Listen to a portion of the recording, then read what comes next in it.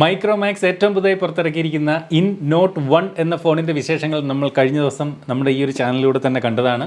എന്നാൽ ഇന്ന് നമ്മൾ അൺബോക്സ് ചെയ്യാൻ പോകുന്നത് മൈക്രോമാക്സ് ഏറ്റവും പുതിയതായി പുറത്തിറക്കിയിരിക്കുന്ന ഇൻ 1B എന്ന സ്മാർട്ട് ഫോണാണ്. അപ്പോൾ നമുക്ക് സമയം വേസ്റ്റാക്കാതെ ഇൻ 1B എന്ന ഈ ഒരു ഫോണിൻ്റെ ബോക്സ് അൺബോക്സ് ചെയ്ത് എന്തൊക്കെയാണ് ഈ ഒരു ഫോണിൻ്റെ വിശേഷങ്ങളെന്നും എന്തൊക്കെയാണ് ഈ ഒരു ഫോണിൻ്റെ ബോക്സിനോടൊപ്പം ഉള്ളതെന്നും നമുക്ക് പരിശോധിക്കാം. ഈ ഒരു ഫോണിൻ്റെ ബോക്സിൻ്റെ ഏറ്റവും മുകളിൽ ഇതുപോലെ 1B എന്നും 64GB ഇൻ്റൽ മെമ്മറി വേരിയൻ്റ് ആണെന്ന് എഴുതിയിട്ടുണ്ട്. ഇവിടെ ഇന്ത്യ എന്നുള്ളതിൻ്റെ ഇൻ എന്ന് എഴുതിയിട്ടുണ്ട്. ബൈ മൈക്രോമാക്സ് എന്ന് എഴുതിയിരിക്കുന്നു. ബാക്കിലേക്ക് വരുമ്പോൾ മീഡിയടെക്കിൻ്റെ ഹീലിയോ G35 ആണ് പ്രോസറെന്നും 6.52 ഇഞ്ച് ഡിസ്പ്ലേ ആണെന്നും ക്യാമറയുടെയൊക്കെ ഡീറ്റെയിൽസ് കൊടുത്തിട്ടുണ്ട്. എനിവേ നമുക്ക് അതിലേക്കൊക്കെ വരാം. നമുക്കിവിടെ അതുപോലെ in India how about you എന്ന് എഴുതി ഇന്ത്യയുടെ ഫ്ലാഗ് കാണിച്ചിരിക്കുന്നു. എനിവേ നമുക്ക് ബോക്സ് അൺബോക്സ് ചെയ്യാം. അപ്പോൾ നമ്മൾ ബോക്സ് ഓപ്പൺ ചെയ്യുന്നു. ഇതായിരിക്കും നമ്മുടെ സ്മാർട്ട് ഫോൺ. കാണാൻ നല്ല ലുക്കുണ്ട് കേട്ടോ. ഫോൺ കൂടാതെ എന്തൊക്കെയുണ്ട് വരെ നോക്കാം. അപ്പോൾ ഇങ്ങനൊരു പേപ്പർ ബോക്സ്, അതിനകത്ത് ഇതിൻ്റെ ഒരു യൂസർ ഗൈഡ് തന്നിട്ടുണ്ട്. കൂടാതെ ഒരു സ്ക്രീൻ പ്രൊട്ടക്ടർ ഫിലിം ഇതുപോലെ എക്സ്ട്രാ തന്നിട്ടുണ്ട്. നോട്ട് 1ൽ ആൾറെഡി അത് അപ്ലൈഡ് ആയിട്ടായിരുന്നു വന്നത്. ഇവിടെ നമ്മൾ സെപ്പറേറ്റ് അപ്ലൈ ചെയ്യണം. കൂടാതെ ഇതിനകത്ത് ബോക്സിനകത്ത് 10 വാട്ടിൻ്റെ ഒരു ചാർജർ, അതുകൊണ്ട് തന്നെ വലിയൊരു ഫാസ്റ്റ് ചാർജിങ് സപ്പോർട്ടൊന്നും പ്രതീക്ഷിക്കേണ്ട. ചാർജ് ചെയ്യുന്നതിന് വേണ്ടി Type-C കേബിൾ, അതൊരു വലിയ കാര്യമാണ്. ഇത്രയും പ്രൈസ് കുറഞ്ഞൊരു ഫോണിലും Type-C കേബിൾ നൽകാൻ മൈക്രോമാക്സ് കാണിച്ച ആ ഒരു മനസ്സിന് വളരെ നല്ല കാര്യം. താങ്ക്സ്. കൂടാതെ സിം ഇജക്ടർ പിൻ, അത് പ്രത്യേകം ഒരു ചെറിയ കവറിനകത്ത് നൽകിയിരിക്കുന്നു. അപ്പോൾ ഇത്രയും കാര്യങ്ങളാണ് ഫോണിൻ്റെ ബോക്സിനോടൊപ്പം തന്നിട്ടുള്ളത്. ഇത് കൂടാതെ നമുക്കിനി ഫോണിൻ്റെ വിശേഷങ്ങൾ പരിശോധിക്കാം. അപ്പോൾ ഇതായിരിക്കും നമ്മുടെ സ്മാർട്ട് ഫോൺ. അപ്പോൾ ഇതിൻ്റെ ബാക്ക് കാണാൻ നല്ല രസമുണ്ട്. നല്ല ഒരു ഭംഗി, ഒരു ഗ്രേഡിയൻ്റ് കളർ, 2 കളറിൻ്റെ ഒരു മിക്സ് നമുക്കിതുപോലെ കാണാൻ സാധിക്കുന്നു. ഇവിടെ ഇന്നെന്ന് വലിയൊരു ബാഡ്ജിങ് നമുക്ക് കാണാം. അതുപോലെ ഇവിടെ ഒരു പ്രത്യേക ഒരു ലൈനിങ് ഇങ്ങനെ പോയിട്ടുണ്ട്. ഒരു സെപ്പറേഷൻ, ഒരു ഡുവൽ ടോൺ സെപ്പറേഷൻ നമുക്ക് കാണാം. നല്ല ഒരു ലുക്ക്. ഞാൻ പറഞ്ഞില്ലേ, നോട്ട് 1നേക്കാളും കുറച്ചുകൂടി കാണാൻ ഒരു ഭംഗിയായിട്ട് തോന്നുന്നത് 1B തന്നെയാണ്. ബാക്കിലായിട്ട് ഇതുപോലെ 2 ക്യാമറകൾ കൊടുത്തിട്ടുണ്ട്. അതുപോലെ മൂന്നാമത്തെ ഒരു ക്യാമറ പോലെ തോന്നിപ്പിക്കുന്ന രീതിയിൽ അപ്പർച്ചർ വാല്യൂ f1.8 എന്ന് എഴുതിയിട്ടുണ്ട്. LED ഫ്ലാഷ് ലൈറ്റ് കാണാം. ബാക്ക് സൈഡിലായിട്ടാണ് ഇത്തരത്തിൽ ഫിംഗർ പ്രിൻ്റ് സംവിധാനം കൊടുത്തിരിക്കുന്നത്. ഇവിടെ ഒരു എയർ വെൻറ്റ് പോലെ ഒരു ഗ്യാപ്പ് നമുക്കിതുപോലെ കാണാം. ഫോണിൻ്റെ വശങ്ങളിലേക്ക് നോക്കിക്കഴിഞ്ഞാൽ വലത് സൈഡിൽ വോളിയം റോക്കേഴ്സും പവർ ബട്ടണും, താഴെയായിട്ട് 3.5mm ഓഡിയോ ജാക്ക്, മൈക്രോഫോൺ, ചാർജിങ്ങിനായിട്ടുള്ള USB Type-C പോർട്ട്, ഇടതുവശത്ത് ഒരു ഡെഡിക്കേറ്റഡ് ആയിട്ടുള്ള ഗൂഗിൾ അസിസ്റ്റൻറ്റിന് വേണ്ടിയിട്ടുള്ളൊരു ബട്ടൺ, സിം ട്രേ. മുകളിൽ കാര്യമായിട്ടൊന്നും തന്നെ ഇല്ല. ചുരുക്കി പറഞ്ഞാൽ സെക്കൻഡറി നോയ്സ് ക്യാൻസലേഷൻ മൈക്ക് മുകളിൽ നൽകിയിട്ടില്ല. അടുത്തായിട്ട് ഈ ഒരു ഫോണിൻ്റെ സിം ട്രേ ഏത് ടൈപ്പാണെന്ന് നോക്കാം. ഡെഡിക്കേറ്റഡ് സിം ട്രേ, അതായത് ഒരേ സമയം തന്നെ നമുക്ക് 2 നാനോ സിം കാർഡുകളും ഒരു മെമ്മറി കാർഡും ഈ ഒരു ഫോണിൻ്റെ സിം ട്രേയിൽ നമുക്ക് ഉപയോഗിക്കാം. ഇനി നമുക്ക് ഈ ഒരു ഫോണൊന്ന് ഓൺ ചെയ്ത് നോക്കാം. ഓൺ ചെയ്യുമ്പോൾ ഇതുപോലെ ഇന്നെന്നും പവേർഡ് ബൈ ആൻഡ്രോയിഡ് എന്നും എഴുതി കാണിക്കുന്നുണ്ട്.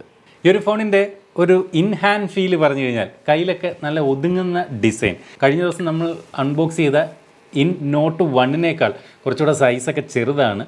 എനിക്ക് പേഴ്സണലി B ആണ് കുറച്ചുകൂടെ ഒരു ഒരു ഹാൻഡിൽ ചെയ്യാനൊക്കെ ഒരു എളുപ്പമായിട്ട് തോന്നുന്നത്. കാരണം കുറച്ചുകൂടി ഒരു സൈസ് ചെറുത്, 0.2mm ഒരു സൈസ് ഡിഫറൻസേ ഉള്ളൂ. എന്നിരുന്നാലും നമുക്കത് കുറച്ച് കയ്യിലൊക്കെ നന്നായിട്ട് ഹാൻഡിൽ ചെയ്യാൻ നല്ലൊരു എളുപ്പം ഫീൽ ചെയ്യുന്നുണ്ട്. മാത്രമല്ല കാണാൻ തന്നെ ഒരു നല്ല ലുക്കുണ്ട് ഈ ഒരു ഫോൺ.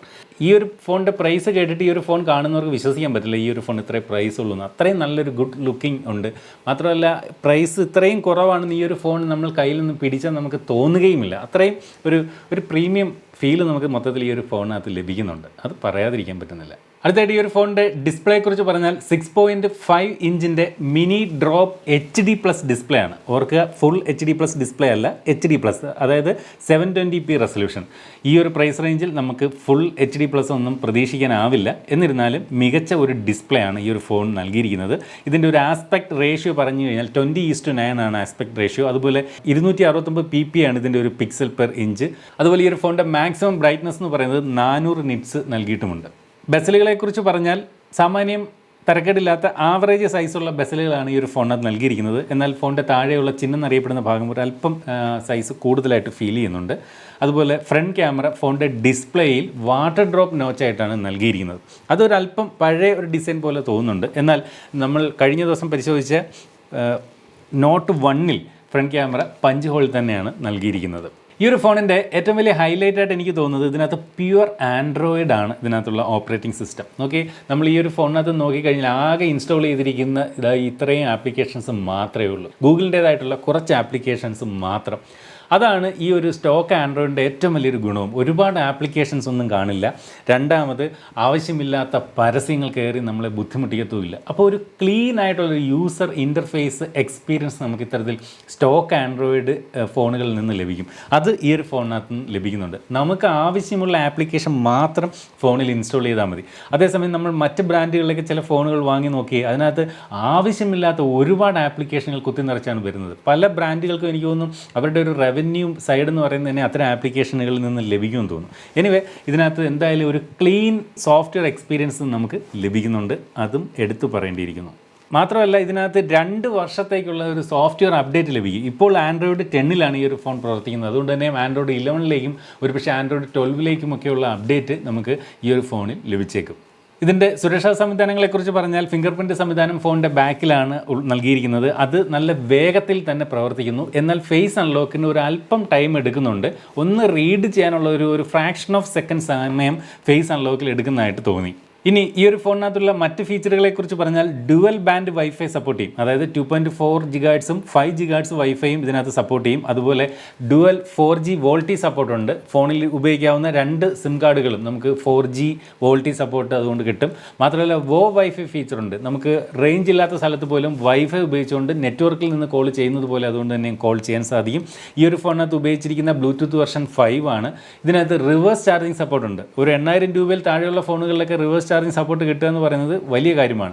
അതുകൊണ്ട് തന്നെയും ഈ ഒരു ഫോണിനെ നമുക്കൊരു പവർ ബാങ്ക് പോലെ ഉപയോഗിച്ചുകൊണ്ട് ഈ ഫോണിൽ നിന്ന് കേബിൾ ഔട്ട് എടുത്ത് മറ്റൊരു ഫോൺ വേണമെങ്കിൽ ചാർജ് ചെയ്യാൻ സാധിക്കും. അതുപോലെ USB OTG സപ്പോർട്ടുണ്ട്. FM റേഡിയോയും ഫോണിനകത്ത് നൽകിയിട്ടുണ്ട്.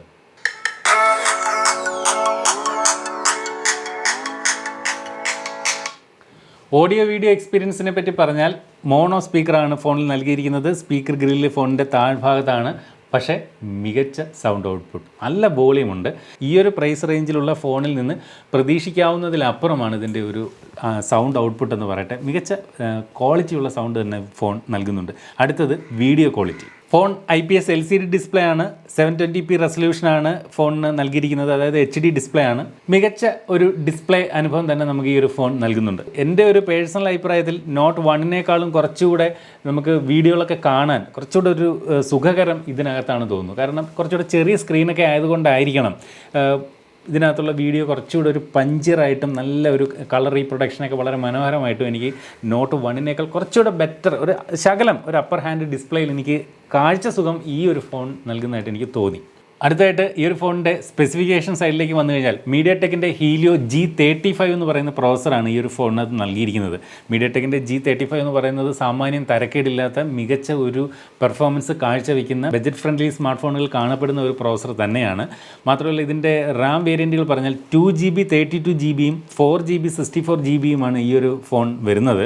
അതിനകത്ത് ഞാൻ എപ്പോഴും 4GB 64GB ആയിരിക്കും നിങ്ങൾക്ക് വേണ്ടി റെക്കമെൻഡ് ചെയ്യുക. കാരണം ഈ ഒരു സമയത്ത് നമ്മൾ ഇനി 2GB 32GB എന്ന് പറയുന്ന ലോവർ വേരിയൻറ്റിലേക്ക് പോകാതിരിക്കുന്നതായിരിക്കും നല്ലത്. കാരണം 2GB റാമൊക്കെ ഇപ്പോൾ വരുന്ന മികച്ച ഒരു ഗെയിമൊക്കെ കളിക്കണമെങ്കിൽ വലിയ ബുദ്ധിമുട്ടാവും. മാത്രമല്ല 32GB ഇൻ്റർണൽ മെമ്മറി വേരിയൻ്റ് എന്ന് പറയുന്ന 1-2 ആപ്ലിക്കേഷൻ ഇൻസ്റ്റാൾ ചെയ്യുമ്പോൾ തന്നെ അത് സ്റ്റോറേജ് ഫുള്ളാവുകയും ചെയ്യും. അതുകൊണ്ട് തന്നെയും ഞാൻ ഇതിനകത്ത് 4GB 64GB ആണ് നിങ്ങൾക്ക് വേണ്ടി റെക്കമെൻഡ് ചെയ്യുന്നത്. ഈ 2 വേരിയൻറ്റുകൾ തമ്മിൽ 1000 രൂപയുടെ വ്യത്യാസം മാത്രമേ ഉള്ളൂ എന്നും നമ്മൾ ഓർത്തിരിക്കണം. അടുത്തായിട്ട് ഈ ഒരു ഫോണിൻ്റെ ക്യാമറ ഡിപ്പാർട്ട്മെൻറ്റിലേക്ക് വന്നു കഴിഞ്ഞാൽ ഫോണിൻ്റെ ബാക്ക് സൈഡിൽ 2 ക്യാമറകളാണ് നൽകിയിരിക്കുന്നത്. 13 മെഗാപിക്സലിൻ്റെ പ്രൈമറി ക്യാമറയും 2 മെഗാപിക്സലിൻ്റെ ഒരു ഡെപ്ത് സെൻസറും. അപ്പോൾ നമുക്കൊരു ബാക്ക്ഗ്രൗണ്ടൊക്കെ ബോക്കെ ആക്കിക്കൊണ്ട് ഒരു ഡെപ്ത് ഫീൽ ചെയ്തുകൊണ്ട് പോർട്രേറ്റ് ചിത്രങ്ങൾ എടുക്കാൻ ഈ 2 മെഗാപിക്സലിൻ്റെ സെൻസർ നമ്മെ സഹായിക്കും.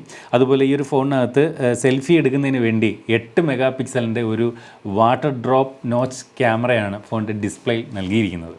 ഇനി ഫോണിൻ്റെ ബാറ്ററി സൈഡിലേക്ക് വന്നാൽ 5000 mAh മികച്ച ഒരു ബാറ്ററി തന്നെയാണ് ഈ ഒരു ഫോണിനകത്ത് നൽകിയിരിക്കുന്നത്. പക്ഷേ അത് ചാർജ് ചെയ്യാൻ 10 വാട്ടിൻ്റെ ചാർജറാണ് ഫോണിൻ്റെ ബോക്സിനോടൊപ്പം വരുന്നത്. അതുകൊണ്ട് തന്നെ 5000 mAh എന്ന് പറയുന്ന ഒരു ഹ്യൂജ് ബാറ്ററി എന്ന് പറയേണ്ടി വരും. അത് ചാർജ് ചെയ്യാൻ 10 വാട്ട് എന്ന് പറയുമ്പോൾ കുറച്ച് സമയം എനിക്ക് തോന്നുന്നു എങ്ങനെ പോലും 2-3 മണിക്കൂർ ചാർജ് ചെയ്യാൻ ഒരു പക്ഷേ സമയം എടുക്കും. രാത്രി നമ്മൾ ഉറങ്ങാൻ കിടക്കുന്ന സമയത്ത് ഫോൺ ചാർജ് ചെയ്തുകൊണ്ട് ഉറങ്ങാൻ കിടക്കുന്നവർക്ക് അതൊരു വലിയ പ്രശ്നമല്ല. കാരണം എത്ര സമയം എടുക്കുന്നതെന്ന് നമ്മൾ അറിയുക പോലുമില്ല.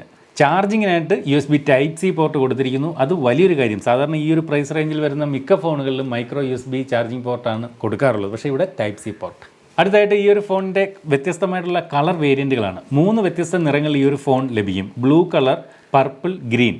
ഇതിൽ നമ്മൾ ഇന്നിവിടെ പരിശോധിക്കുന്നത് പർപ്പിൾ എന്ന് പറയുന്ന കളർ വേരിയൻറ്റിൽ പെടുന്നതാണ്. ഈ കളർ എനിക്ക് ഭയങ്കരമായിട്ട് ഇഷ്ടപ്പെട്ടു. ആ ഒരു ഡ്യുവൽ കളർ പാറ്റേൺ അല്ലെങ്കിൽ ആ ഒരു ഗ്രേഡിയൻ ഫീൽ അത് നന്നായിട്ടുണ്ട്. കാഴ്ചയ്ക്ക് നല്ലൊരു രസമുണ്ട് ഈ ഒരു ഫോണിൻ്റെ ബാക്ക് സൈഡ്. അടുത്തായിട്ട് ഈ ഒരു ഫോണിൻ്റെ പ്രൈസിംഗ് ആണ്. നേരത്തെ തന്നെ ഈ ഒരു ഫോണിൻ്റെ പ്രൈസിംഗ് ഒക്കെ പലരും അറിഞ്ഞിട്ടുള്ളതാണ്. ഞാൻ നേരത്തെ പറഞ്ഞ പോലെ 2 വേരിയൻ്റാണ്. 2GB 32GB അതാണ് ബേസ് വേരിയൻറ്റ്. അതിൻ്റെ വില 6999 രൂപയും 4GB 64GB ഇതിൻ്റെ വില 7999 രൂപയുമാണ്.